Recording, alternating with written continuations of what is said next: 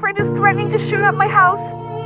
He's outside right now. The voice on the 911 call was steady but urgent, a young mother trying to protect her children while facing her worst fear.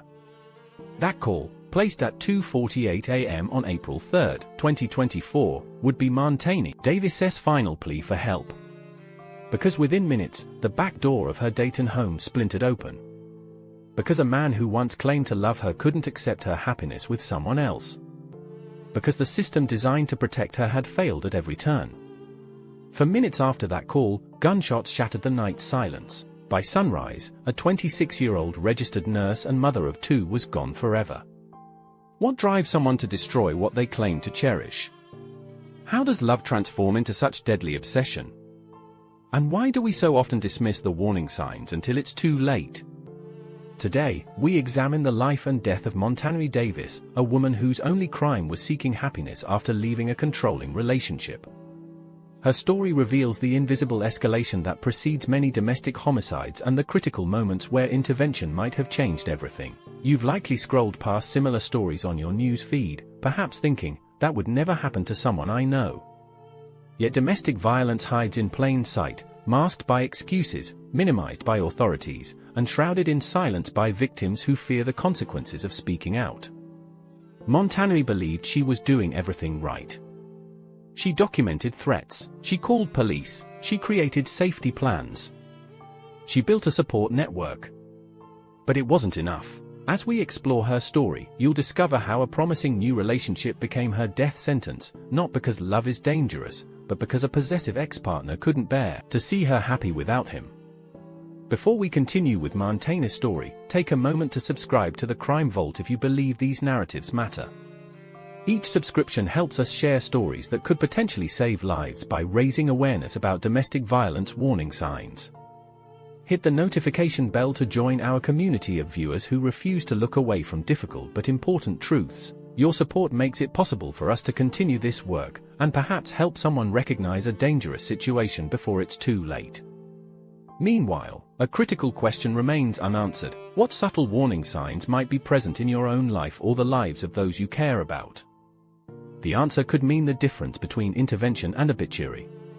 Let's begin with the woman behind the headlines, a daughter, mother, and healer whose light was extinguished far too soon. The morning routine in Montani Davis's home began at 5:30 a.m. Consequently, while most of Dayton still slept, she moved with practiced efficiency, preparing breakfast, packing lunches, and laying out clothes for her two children ages 4 and 7. Friends marveled at her ability to transform chaos into order, a skill that served her well both at home and in her career as a registered nurse at Dayton General Hospital. Born to working-class parents in 1997, Montani learned resilience early. Her father, a construction worker, suffered a debilitating back injury when she was 9, thrusting her mother into the role of primary provider. This sudden shift in family dynamics left a profound impression on young Montani. She watched her mom work 2 jobs while still being there for every school event, recalled her childhood friend Keisha Thompson. That's where Montani learned that strength isn't about never struggling, it's about how you respond to challenges. This lesson shaped her approach to life's obstacles. When she became pregnant at 19 while still in nursing school, Montani refused to abandon her dreams. Instead, she accelerated her efforts, studying during her baby's nap times and working overnight shifts to support her growing family. Furthermore, her determination paid off. By 24, she had completed her nursing degree, secured a position in the intensive care unit, and purchased her modest 3-bedroom home on Torrington Place, a sanctuary she created for herself and her children. The walls of that home told Montani's story better than words ever could. Crayon drawings hung alongside her nursing credentials. Bookshelves held medical reference texts next to children's bedtime stories. The refrigerator displayed a meticulously organized calendar tracking work shifts, doctor appointments, and school activities, a testament to her exceptional ability to juggle competing demands. Have you ever wondered how some people manage to find strength precisely when life seems most determined to break them? What internal resources allow them to transform obstacles into stepping stones? Montani's colleagues often asked these questions, especially during the COVID-19 pandemic when she volunteered for extra shifts despite having young children at home. Her response was always the same: "My kids need to see that we show up for others, especially when it's hard." This commitment to service extended beyond her professional life. Despite her demanding schedule, Montani volunteered monthly at a free health clinic serving Dayton's unhoused population. She organized clothing drives for domestic violence shelters. She taught CPR classes at her children's school. Yet beneath this remarkable exterior of capability and compassion lay a young woman with simple dreams. She collected vintage vinyl records, dancing in her kitchen to Aretha Franklin while cooking Sunday dinners. She kept a journal where she sketched outfit designs, harboring a quiet ambition to someday create a clothing line for busy healthcare workers. She loved thunderstorms, staying up to watch lightning from her porch swing long after putting her children to bed. These small moments of joy sustained her through difficult times, and there had been many. As a black woman in healthcare, Montani navigated systemic barriers with quiet determination. As a single mother, she weathered judgment from those who couldn't see beyond stereotypes. As a domestic violence survivor, she carried invisible wounds while presenting strength to the world. This tendency to shoulder pain privately would ultimately contribute to the tragedy that ended her life. Because while friends and family knew pieces of her story with Jamar Brown, few understood the escalating danger she faced in the weeks before her death. Thus, the woman who spent her life caring for others found herself isolated at the moment she most needed protection. The warning signs were there, subtle at first, then increasingly obvious, but the full picture remained fragmented across different people in her life, each holding crucial pieces of a deadly puzzle. What happens when a support system exists in disconnected fragments? How many lives might be saved if we created better ways to connect these dots before tragedy strikes? As spring arrived in 2024, Montani's world was finally expanding with new possibilities. After years of focusing exclusively on her children and career, she had allowed herself to imagine a different kind of future, one that included partnership, shared dreams, and the kind of love she had always deserved. But as Montani's horizons brightened, darkness gathered just beyond her peripheral vision, taking the form of a man who believed she belonged to him forever. The first meeting between Montani Davis and Jamar Brown occurred at a mutual friend's birthday celebration in the summer of 2019. Initially, their connection seemed promising. He was attentive, charming, and appeared genuinely interested in her life as both a nurse and mother. During those early months, he presented himself as this supportive, family-oriented guy, recalled Keisha Thompson. He'd bring little gifts for her kids, offer to help with household repairs, and constantly tell her how amazing she was for balancing everything. Yet beneath this carefully constructed facade lay warning signs that only became clear in retrospect. Jamar's attentiveness gradually transformed into surveillance. His thoughtful check-ins evolved into demands for immediate responses. His compliments about her independence morphed into subtle criticisms about time spent away from him. Meanwhile, financial imbalances created additional tension in their relationship. While Montani worked 12-hour hospital shifts, Jamar's employment history remained spotty at best.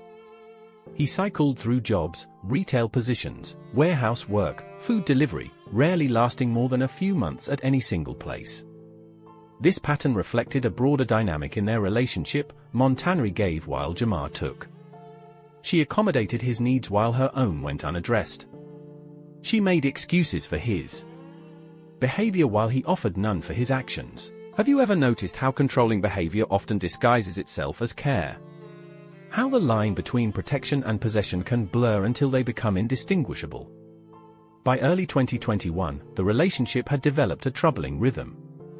Periods of relative calm would suddenly erupt into explosive arguments, typically triggered by Jamar's accusations of infidelity or complaints about Montani's work schedule. These confrontations escalated to the point where neighbors called police twice within 3 months. The officers would arrive, separate them, take statements, and ultimately leave without making arrests, said Marcus Davis, who often received panic calls from his sister after these incidents. They treated each event as isolated rather than recognizing the escalating pattern. Following these interventions, Jamar would temporarily transform, becoming the attentive partner from their early days, promising change, and even attending a single therapy session. Before abandoning the effort, this cyclical behavior kept Montani emotionally tethered, hoping for permanent improvement that never materialized. Throughout this turbulent period, Montani's children witnessed more than she realized. Her 7-year-old son began having nightmares and showing anxiety at school. Her 4-year-old daughter developed a habit of hiding during arguments, taking her brother to the closet where they would wait until the shouting stopped. This realization ultimately became Montani's breaking point. After finding her children huddled in the closet during yet another argument in February 2023, she made the decision many victims of domestic abuse find nearly impossible. She ended the relationship. "Get out," she told Jamar that night, according to text messages she later sent her brother. "My kids deserve better than this. I deserve better." Jamar's initial response seemed accepting. He packed some belongings, promised to return for the rest, and left without confrontation. This uncharacteristically calm reaction gave Montani false hope that the separation might proceed amicably. That hope evaporated within days as Jamar launched a campaign to regain control. He alternated between tearful apologies and veiled threats. He showed up unannounced at her workplace with flowers one day, then sent accusatory texts the next. He used their shared history as emotional leverage, reminding her of financial support he had provided during rare periods of employment. Friends urged Montani to seek legal protection. "Get a restraining order," Keisha advised repeatedly. "Document everything." Montani considered this option but ultimately decided against formal legal measures, a choice that would later haunt her loved ones. Her reasoning reflected both practical concerns and emotional complexity. As spring turned to summer in 2023, Montani focused on rebuilding her life without Jamar. She changed her locks, varied her routines, and created new boundaries. For a brief period, it seemed her strategy might succeed as Jamar's contact became less frequent. Then, just as Montani began to breathe easier, a new development would reignite his obsession and set in motion the events leading to tragedy. The transformation in Montani Davis became evident to everyone in her circle during the late summer of 2023. After months of hypervigilance following her breakup with Jamar, she gradually reclaimed parts of herself that had been diminished during their relationship. This renewal extended beyond her appearance and mood. Montani enrolled in a certification program for critical care nursing, advancing her career prospects. She redecorated her home, painting over the marks on walls that had witnessed arguments. She established new traditions with her children: Friday movie nights, Saturday morning hikes, Sunday cooking lessons, creating stability through routine. Furthermore, she reconnected with friends who had drifted away during her relationship with Jamar. These reunions often revealed how isolated she had become. "I hadn't realized how many gatherings I'd missed," she confided to Keisha during a long-overdue coffee date. "He made it so difficult to maintain friendships that eventually I stopped trying." This social reintegration proved crucial, as it was through a restored friendship that Montani met Michael Taylor in October 2023. A physical therapist at her hospital, Michael had recently transferred from Cincinnati. Their introduction came during a staff birthday celebration that Montani would have declined months earlier. Their connection developed organically through workplace interactions, consultations about patients, conversations in the cafeteria, shared frustrations about healthcare bureaucracy. Unlike her whirlwind beginning with Jamar, this relationship progressed deliberately, built on a foundation of professional respect and shared values. The contrast between Michael and Jamar manifested in countless ways. Michael maintained steady employment and financial independence. He communicated clearly rather than through emotional manipulation. He expressed interest in her thoughts without demanding constant access to her whereabouts. Most significantly, Michael demonstrated healthy attachment, secure enough to support Montani's autonomy rather than threatened by it. Have you ever noticed how healthy relationships expand your world while unhealthy ones shrink it? What might this reveal about the true nature of love versus possession? By December 2023, Montani and Michael had established a meaningful connection, though she proceeded cautiously, particularly regarding her children. She introduced Michael as mommy's friend from work for several weeks before allowing more significant interaction. She observed their dynamics carefully, noting how he engaged with them at their level rather than competing for her attention. As their relationship solidified, Montani began including Michael in family activities and social media posts. These updates reflected genuine happiness rather than deliberate provocation, yet they triggered an ominous response from someone watching from the shadows. Jamar Brown had maintained sporadic contact with Montanari since their breakup, occasionally requesting to see belongings he had left behind or asking about mutual acquaintances. These interactions, while uncomfortable, had remained relatively civil. The visible evidence of Montanari moving forward with someone new shattered this fragile détente. His first reaction came as a late-night text after she posted photos from a New Year's celebration. "Who's the new guy? Replacing me already?" Montanari didn't respond, following advice from both friends and online resources about handling communication with ex-partners. This silence, rather than diffusing the situation, intensified Jamar's fixation. A particularly telling moment occurred in February 2024, when Montanari's daughter had a dance recital. Michael attended alongside Montanari's family, his presence captured in several photos shared online. That evening, Jamar sent 27 consecutive messages, alternating between accusations, pleas for reconciliation, and thinly veiled threats. The escalating tone of these communications alarmed Montanari enough to screenshot and save them, creating a documentation file that would later become evidence. She also adjusted her social media privacy settings and warned family members to be vigilant. Despite these precautions, she remained determined not to let fear dictate her choices. This determination to move forward, to claim the joy she had earned through years of sacrifice and hard work, represented both Montanari's greatest strength and her most vulnerable point. March 2024 marked a critical turning point in the shadow campaign Jamar Brown waged against Montanari Davis. What had begun as sporadic contact transformed into methodical surveillance, with digital stalking extending into physical monitoring of her movements. Cell phone records later obtained by investigators revealed the disturbing extent of his obsession. During the final month of Montanari's life, Jamar viewed her social media profiles an average of 47 times daily, often taking screenshots of posts featuring Michael. This digital surveillance soon escalated to physical presence. Security footage from Montanari's workplace captured Jamar sitting in his car in the hospital parking lot during her shifts. Neighbors reported seeing an unfamiliar vehicle parked on their street late at night. The school crossing guard noticed him watching from across the street during morning drop-offs. Simultaneously, his communication pattern evolved from reactive messages to unprovoked threats. The language in these texts reflected a dangerous shift in thinking, from wanting Montanari back to punishing her for moving forward. Throughout this escalation, Montanari took increasingly urgent protective measures. She documented every concerning interaction, saving screenshots, recording dates and times of sightings, and informing friends of her whereabouts. She varied her routes to work and her children's school.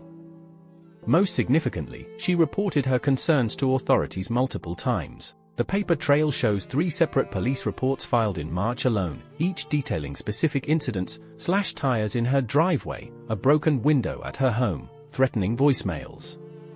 Yet these reports resulted in minimal action. Without eyewitnesses or clear evidence connecting Jamar to the vandalism, police classified these as isolated incidents rather than an escalating pattern of intimidation. The system designed to protect victims repeatedly failed to recognize the danger signals flashing before them. This fragmented response left Montanari increasingly isolated in her fear. Friends and family offered support, yet without institutional protection, their assistance remained limited to emotional comfort rather than effective intervention. Have you ever considered how our systems place the burden of proof on those most vulnerable? How might outcomes change if we believed victims first and required perpetrators to prove their innocence instead? The most alarming incident prior to the murder occurred on March 28, just 6 days before Montanari's death. While leaving work, she discovered her car's brake line had been cut, a potentially lethal act of sabotage discovered only through her mechanical knowledge as she noticed fluid leaking in the parking lot. Security cameras had malfunctioned in that section of the garage, leaving no visual evidence. The responding officer documented the damage but classified it as vandalism rather than attempted homicide. No forensic team was dispatched. No protective measures were implemented. That evening, Montanari sent a text to her brother that would later haunt him: "I don't think I'll survive this. He won't stop until I'm gone or he's locked up." Marcus immediately offered his home as refuge, but Montanari hesitated to disrupt her children's routine and Michael's scheduled visit that weekend. This decision, balancing immediate safety against maintaining normalcy for her family, reflected the impossible calculations victims make. The final week of Montanari's life saw Jamar's behavior intensify further. His texts became increasingly erratic, shifting between rage, declarations of love, and explicit threats. Co-workers reported seeing him circle the hospital parking lot repeatedly during her shifts. A neighbor's security camera captured him walking around her property at 3 a.m., testing windows and doors. On April 2nd, the day before the murder, Jamar's messaging reached a fever pitch. Between 8 a.m. and midnight, he sent 64 texts, each more ominous than the last.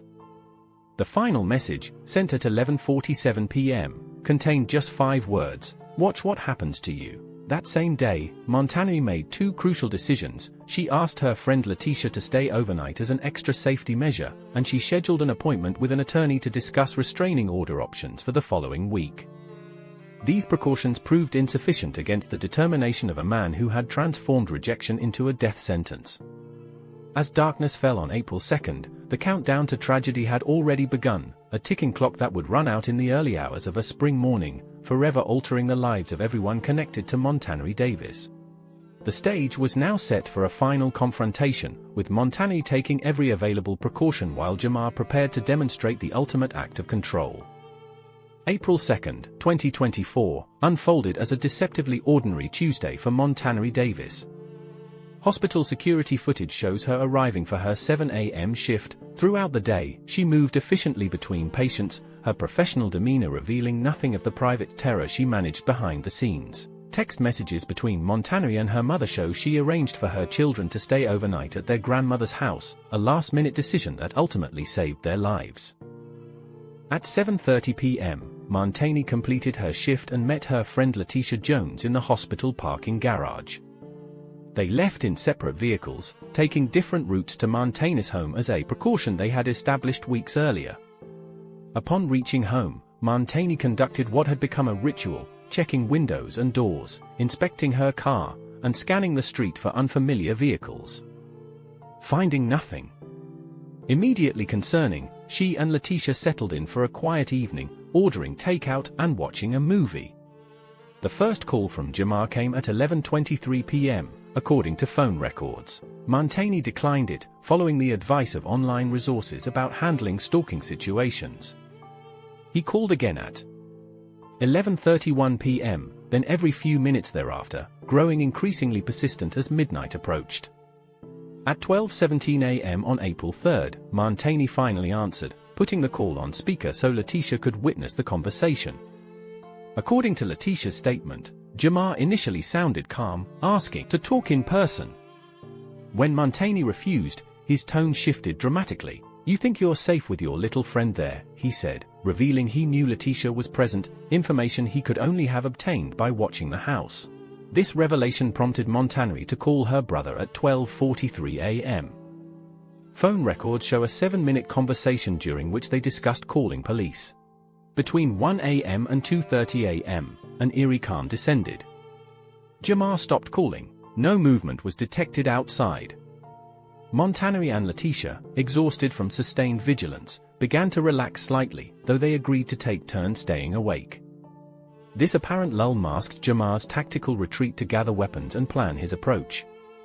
Surveillance footage from a gas station 2 miles away shows him purchasing gasoline at 1:47 a.m., fuel later found in containers in his vehicle, suggesting he had considered burning the house as an alternative attack method.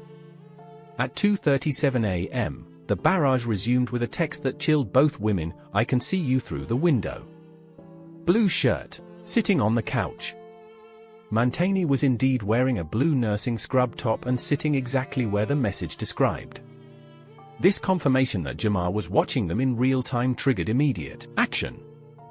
Letitia moved away from windows while Montanari called 911 at 2:48 a.m. The call transcript reveals Montanari's remarkable composure even in extreme danger. This call, timestamped at 2:48 a.m., would be Montanari's last communication with authorities. At approximately 2:52 a.m., neighbors reported hearing a loud crash as Jamar kicked in the back door.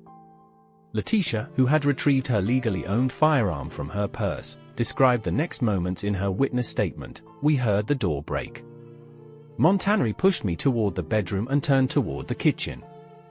There were gunshots, so many gunshots. I fired back twice and ran for the front door. When police arrived at 3:01 a.m., they found Montanari on the kitchen floor with multiple gunshot wounds. Despite immediate medical intervention and rapid transport to the same hospital where she had saved countless lives, Montanari Davis was pronounced dead at 5:04 a.m. What final thoughts pass through a mother's mind as she positions herself between danger and her friend? How many similar tragedies unfold each day while we look away, comfortable in the illusion that such violence happens only to others? The manhunt for Jamar Brown began immediately following Montanari's death. Law enforcement mobilized across Dayton, deploying tactical units to locations associated with him, his mother's apartment, former workplaces, and known hangouts. His photos circulated through news outlets and social media, transforming the city into a network of vigilant eyes searching for the man who had shattered so many lives. Jamar's freedom lasted less than 18 hours. Acting on a tip from his cousin, police located him hiding in an abandoned storage unit on the city's west side. Body camera footage from his arrest shows a man vastly different from the threatening presence that had terrorized Montanari, disheveled, tearful, and claiming confusion about the events. This performance of remorse disappeared during interrogation. The evidence against him mounted quickly. Forensic analysis matched the bullets recovered from the crime scene to a weapon found in his possession. His phone contained the threatening messages, location data placing him at Montanari's home, and search history revealing research on topics such as how to cut brake lines and the domestic violence self-defense laws. Most damning was a draft email discovered on his device, written but never sent, outlining his intentions: "If I can't have her, no one will. They'll remember us forever."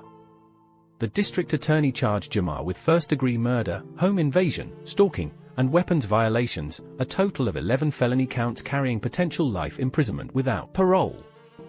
His bail hearing drew unprecedented public attention, with the courtroom filled by Montanari's colleagues wearing scrubs in silent solidarity. How often do we witness the aftermath of violence without recognizing our collective responsibility in its prevention? What systems might we create if we valued women's safety as much as we value retribution after their deaths? Beyond the legal proceedings, Montanari's death catalyzed important conversations throughout Dayton. Domestic violence organizations reported increased calls for information and support. The hospital where she worked implemented enhanced security protocols and partner violence screening for employees. Local police departments initiated specialized training on recognizing escalation patterns in stalking cases. For Montanari's family, these systemic changes offered cold comfort amid overwhelming grief. Her mother, Denise, assumed guardianship of the children, creating space for them to process their loss through therapy and gentle routines. Their home became a memorial of sorts, filled with photos, preserved voice messages, and tangible reminders of their mother's love. Michael Taylor, the man whose relationship with Montanari had triggered Jamar's final escalation, struggled with complex emotions: grief for a partnership cut short, guilt over his unwitting role in the tragedy, and determination to honor her memory. He established a nursing scholarship in Montanari's name, focusing on supporting single parents pursuing healthcare careers. As spring blossomed across Dayton, the community's initial shock evolved into sustained activism. Candlelight vigils transformed into advocacy meetings. Hashtags became proposed legislation. Individual outrage coalesced into collective demand for change. This momentum would soon face its greatest test as Jamar Brown's case moved toward trial, forcing everyone to relive the details of Montanari's final hours and confront uncomfortable questions about how such tragedy could occur despite so many warning signs. The prosecution of Jamar Brown unfolded under intense public scrutiny. His trial, originally scheduled for September 2024, remains pending as of this recording, with preliminary hearings revealing the strategy each side intends to pursue. Prosecutor Elena Vasquez outlined a methodical case built on 3 pillars: premeditation, pattern of behavior, and rejection of alternative explanations. The prosecution's filing includes 217 exhibits, text messages, surveillance footage, witness statements, and forensic evidence, creating a comprehensive timeline of escalation. Additionally, they introduced Montanaris' own documentation as evidence, the meticulous record she kept becoming her voice in the courtroom she would never enter. In contrast, defense attorney Marcus Wilson signaled his intent to pursue a diminished capacity strategy, hiring psychiatric experts to evaluate Jamar's mental state. This approach drew immediate backlash from domestic violence advocates. Throughout these legal proceedings, Montanaris' family maintained dignified presence in the courtroom, wearing purple ribbons symbolizing domestic violence awareness. Beyond the courtroom, Montanaris' case catalyzed legislative action. State Representative Kimberly Chen introduced Montanaris law, proposing significant reforms to how domestic violence and stalking cases are handled. 1. Mandatory connection of related incidents rather than treating each report as isolated. 2. Enhanced penalties for technology-facilitated stalking. 3. Expedited hearing processes for protection orders. 4. Required specialized training for law enforcement. 5. Creation of a multi-agency threat assessment protocol for high-risk cases. The bill gained bipartisan support, with preliminary voting scheduled for late 2024. If passed, Ohio would join a growing number of states implementing similar reforms following domestic homicides. Meanwhile, the hospital where Montanaris worked established the Davis Protocol, comprehensive support for employees experiencing domestic violence, including security escorts, scheduled protection, and legal assistance. This initiative has already been adopted by 3 additional healthcare systems across the state. How many deaths must occur before we recognize intimate partner violence as a public health crisis deserving the same resources and urgency as other epidemics? What responsibility do we each hold when we dismiss warning signs as relationship drama rather than emerging lethality? For those closest to Montanaris, these systemic changes represent important progress yet insufficient consolation. Her children continue therapy, processing trauma that will shape their development for years to come. Her mother navigates the complex terrain of grief while providing stability for her grandchildren. As Jamar's case progresses through the legal system, the broader community continues grappling with uncomfortable truths about how frequently we minimize relationship violence until it escalates beyond intervention. The red flags in Montanaris' story, control disguised as care, isolation masked as protection, threats framed as passion, appear in countless relationships. The Davis Foundation, established by her family and Michael Taylor, now conducts educational programs in schools across Ohio, teaching young people to recognize controlling behaviors before they escalate to violence. We focus on the earliest red flags, explained Marcus Davis, who left his corporate career to lead the foundation. The possessiveness disguised as flattery. The isolation masked as special attention. These patterns appear long before physical violence begins. Their curriculum has reached over 15,000 students in its first year, with preliminary data showing increased awareness of healthy relationship boundaries among participants. What might change if we taught relationship safety with the same seriousness we teach driver's education? How many lives could be saved if we recognized controlling behavior as a public health crisis rather than private relationship trouble? At Dayton General Hospital, Montanaris' presence remains palpable. A memorial garden blooms outside the intensive care unit where she once worked, featuring a bench inscribed with words from her nursing school application: "Healing happens when people feel truly seen." The Davis Protocol she inspired has provided comprehensive support to 37 employees experiencing domestic violence in its first year of implementation.